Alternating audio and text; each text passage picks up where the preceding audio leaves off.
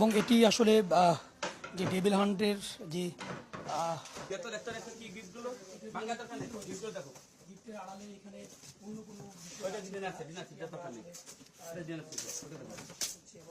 সেটি দেখার জন্য মূলত সেনাবাহিনীর সদস্যরা চেষ্টা করছে তাদেরকে কেউ ওই পাশে যাওয়া যাবে।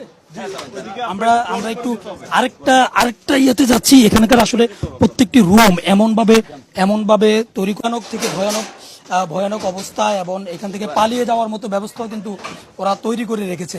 অর্থাৎ একদিক থেকে যদি ওদেরকে অভিযান করা হয় এবং অন্য দিক দিয়ে বের হয়ে যাওয়ার যে পথ সেটিও কিন্তু তারা আসলে তৈরি করে রেখেছে। পালিয়ে যাওয়ার মতো যে সমস্ত দরজাগুলো রাখা দরকার, জানালাগুলো রাখা দরকার, সেগুলো কিন্তু রেখেছে। চেষ্টা কিন্তু সেনাবাহিনীর সদস্যরা করছেন।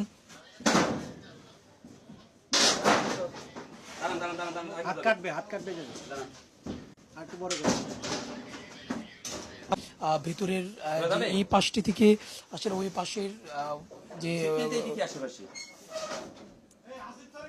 যে বাহির দিয়ে যে বন্ধ করার যে বিষয়টি সেটি কিন্তু দেখা যাচ্ছে। অর্থাৎ এটি বলা যায় যে এখান দিয়ে আসলে পালিয়ে যাওয়ার যে চেষ্টা এবং পালিয়ে যাওয়ার জন্য, যাতে করে কোনো অভিযান করা হলে তারা যেন একেবারে সুন্দর করে পালিয়ে যেতে পারে, সেই পালিয়ে যাওয়ার জন্যই মূলত প্রত্যেকটি রুম থেকে আবার এভাবে আলাদা আলাদা করে যে দরজা করার যে বিষয়টি সেটি কিন্তু এখানে রয়েছে।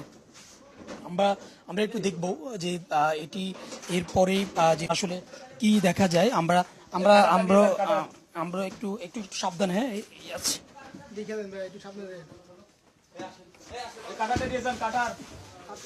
আমরা একটু ভিতরে প্রবেশ করার চেষ্টা করছি। ইতিমধ্যে ভিতরে আসলে কি দেখা যায় দেখতে পাচ্ছেন যে ঠিক ওই পাশের মতোই এটি দরজা খুলে আমরা যখন এই পাশটিতে আসলাম, আমরা এখন পর্যন্ত এখানে কোনো মানুষ দেখতে পাইনি। তবে সেনাবাহিনীর সদস্যরা এটি খুলে দেখার চেষ্টা করছেন যে এখানে আসলে কিছু আছে কিনা, সেটি দেখার চেষ্টা করছে। আমরা প্রত্যেকটি রুমে প্রবেশ করার চেষ্টা করব, রুমগুলিতে আসলে কি রয়েছে।